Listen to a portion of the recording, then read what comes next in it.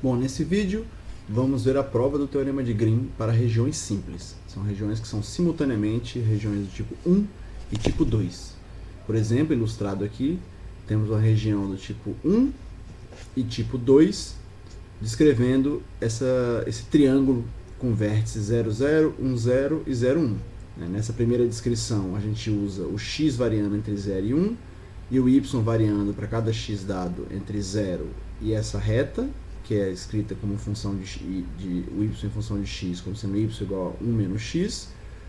E na segunda descrição, a gente pode usar o y variando de 0 até 1 e o x para cada y fixo variando de 0 até essa função da reta, que é dada justamente como sendo x igual a 1 menos y. Então aqui nós temos duas descrições distintas para a mesma região. Ela é uma região simultaneamente do tipo 1 e tipo 2. Então a gente vai ver a prova do Teorema de Green para esse tipo de região. Então, por exemplo, região do tipo 1, descrito aqui como sendo x entre a e b e o y variando entre duas funções. Essa aqui é a função f2 de x e essa aqui é a função f1 de x. E para esse tipo de região, o que acontece? Se você integra a primeira componente de um campo de vetores na fronteira dessa região com relação a x, aqui você tem x, f1 dx, f1 dx, f1 dx e aqui f1 dx. Então aqui nós temos a integral sobre essa curva, C1, C2, C3 e C4, no sentido anti-horário positivo com relação ao interior dessa região. Então C1 é essa curva de baixo, C2 e C4 são essas curvas onde o x é constante. Como o x é constante, o x' de t dt são zero. Então essas duas integrais aqui são zero. A integral com relação a x. Sobra a integral com relação a C1 em relação a C3.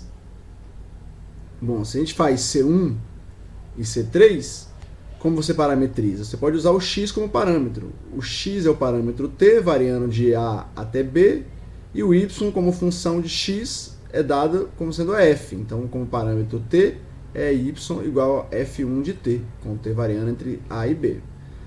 E o C3, em vez de a gente parametrizar o C3, a gente vai parametrizar o C3 no sentido oposto. Aqui ilustrado com esse menos, dizendo que a gente está parametrizando no sentido oposto. Então a parametrização de C3 no sentido oposto é a mesma de C1, mudando o F1 por F2. Você usa o x como parâmetro e o y é função do parâmetro t, variando de A até B. Usando essas parametrizações, o que a gente obtém? A gente obtém que a integral sobre C1 é a integral de A até B do f de 1, t, f1t, fzinho de 1t, dt. Certo? E a integral sobre f sobre C3 é menos a integral sobre menos C3, que é a integral de A até B, f de 1t, f2 de t, dt. Certo? Então essas são as integrais usando as parametrizações. A integral de linha usando as parametrizações. Bom, por outro lado, se você integra a derivada parcial com relação a y da sua primeira componente, você obtém, pela descrição da região, como uma região do tipo 1, certo? Temos aqui a região do tipo 1, ela varia, o x varia de A até B, o y de f de 1 de x até f2 de x. Então, para integrais duplas sobre regiões do tipo 1, nós temos essa descrição. O y variando de f de 1 até f de 2 e o x variando de A até B. Bom, mas essa integral aqui é a integral de uma derivada com relação a y e a integrando com relação a y. Então, pelo teorema fundamental do cálculo, simplesmente substitui o parâmetro y, que aparece aqui, por f2 de x e f1 de y, f1 de x. Certo? Então, aqui a gente tem que o resultado dessa integral de dentro é simplesmente a f1 de x, f2 de x, f1 de x, f1zinho de x, certo? Comparando com o que você tem aqui, observa que isso é exatamente igual a menos a integral sobre a fronteira da região f1 dx. Esse termo aqui é menos a integral sobre C3 e esse termo aqui é menos a integral sobre C1, certo? Que era a integral sobre a fronteira de D. A mesma coisa a gente faz com a segunda componente do campo, só que agora, como estamos em região simples, a gente usa a descrição dela como uma região tipo 2. É a mesma região descrita como uma região do tipo 2. Então, se a gente faz a integral sobre a fronteira, de novo, o dy, aqui não tem variação, aqui não tem variação, sobra a integral sobre essas duas curvas, essa e essa. E aí podemos usar de novo a mesma ideia da integral anterior, onde nesse caso aqui você vai usar a descrição, o y agora é o seu parâmetro e o x é função de y, do parâmetro t, com o t variando entre c e d.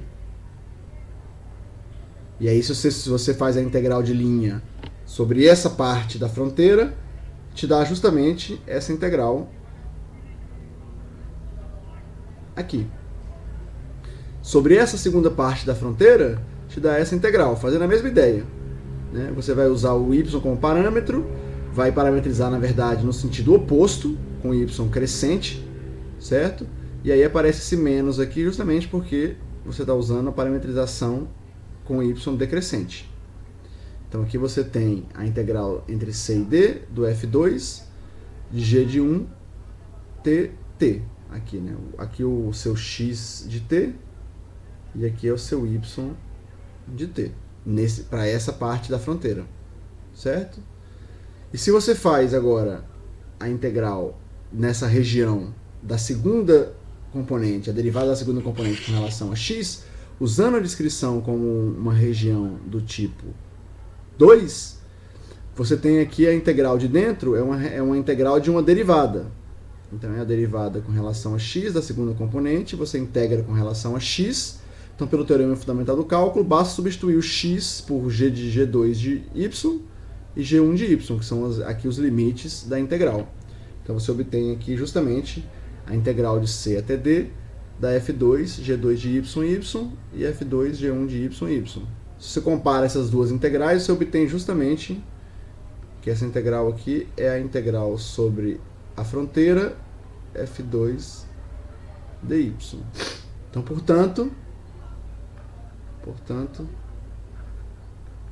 obtemos que a integral sobre a fronteira da região, quando a gente descreve ela como uma região do tipo 1, da f1 dx, é a mesma coisa que menos a integral sobre d, de df1 dx, e a mesma coisa se integramos com relação à fronteira o f2 dy, descrevendo ela como uma região do tipo 2, a mesma região, obtivemos a integral sobre a região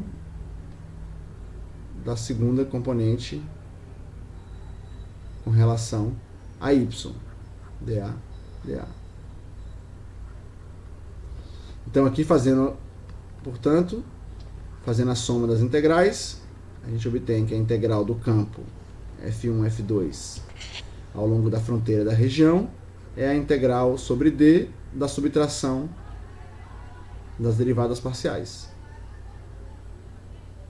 Aqui é em relação a y e aqui é em relação a x, trocado. X menos df1 dy. Esse é justamente o enunciado do teorema de Green. Observe que ele foi consequência não só da descrição da sua região como tipo 1 e tipo 2, mas também como teorema fundamental do cálculo. Aqui a gente usou o teorema fundamental do cálculo e aqui a gente usou o teorema fundamental do cálculo para integrar uma derivada, certo? Então a gente mostra que nesse caso o teorema fundamental do cálculo implica o teorema de Green. Ele é uma consequência imediata do teorema fundamental do cálculo, uma vez que a gente usa as interpretações das regiões como tipo 1 ou tipo 2. Isso encerra a nossa série de vídeos para teorema de Green. Espero que tenham gostado e até a próxima.